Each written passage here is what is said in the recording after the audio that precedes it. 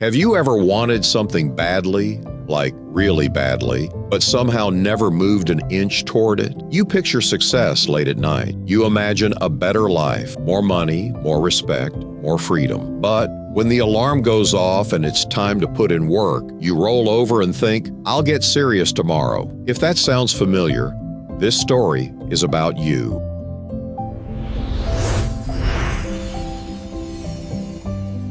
In a small countryside town surrounded by wide fields and tall trees lived a young man named Aaron. He was 25 years old, healthy, strong, and full of confidence. Aaron talked like a future winner. He'd tell anyone who listened, "One day, I'm going to own the best land around here. My crops will be insane. People will come to me for advice." And honestly, people believed him. Aaron had that spark, that big vision energy. But there was one problem no one could ignore. Aaron didn't like work. When the sun came up and other farmers headed out early, Aaron stayed in bed. When the village was sweating under the heat, grinding through long days, Aaron sat in the shade, talking about how hard he'd work eventually. If someone asked him for help, he'd wave it off. Yeah, later. Aaron loved dreaming. He hated the grind. His land stayed untouched. Rich soil. Zero results. One evening, his Uncle Ray, an old farmer with decades of hard-earned wisdom, came by. Ray stood quietly, staring at Aaron's empty field. After a long pause, he said, "Son, you keep talking about a future harvest, but this land hasn't seen a single seed." Aaron laughed. "Relax, Uncle Ray, I've got time. I'll start tomorrow." Ray didn't smile. He reached into his coat and pulled out 2 small bags. "One seed stands for ambition," he said. "The other stands for laziness. What you feed is what takes over." Aaron nodded, not realizing his entire life was being summed up in that moment. Aaron thought he had time. He thought tomorrow was guaranteed, but the seeds were already about to prove him wrong. That night, Aaron lay in bed staring at the ceiling. His uncle's words echoed in his head, but they didn't really sink in. Not yet. In his mind, everything was still under control. "I've got time," he thought. "I'm still young." The next morning came.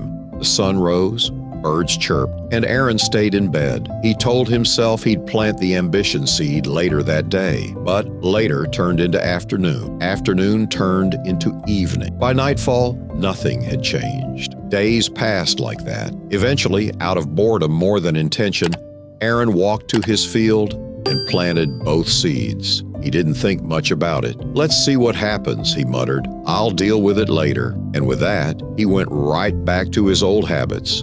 Sleeping in, hanging out, talking big. Weeks went by. One afternoon, Aaron wandered back to his field and stopped cold. The land looked completely different. Thick weeds had spread everywhere, twisting across the soil like they owned the place.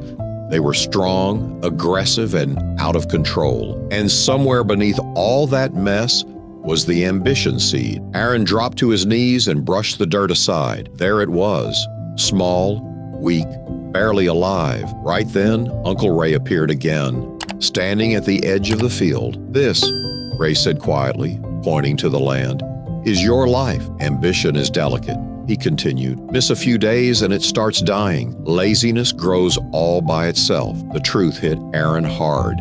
It wasn't bad luck.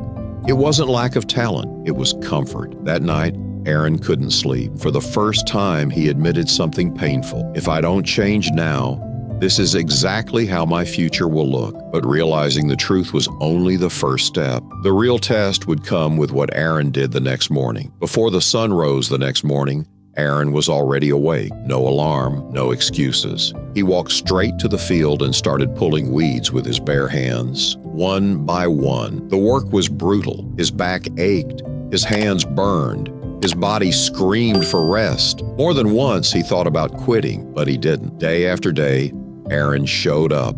He watered the ambition seed. He cleared weeds the moment they appeared. Slowly, the land began to change. The weak plant grew stronger. Roots dug deep. Over the years, it became a strong tree, one that gave shade, fruit, and real wealth. But the biggest change wasn't the field.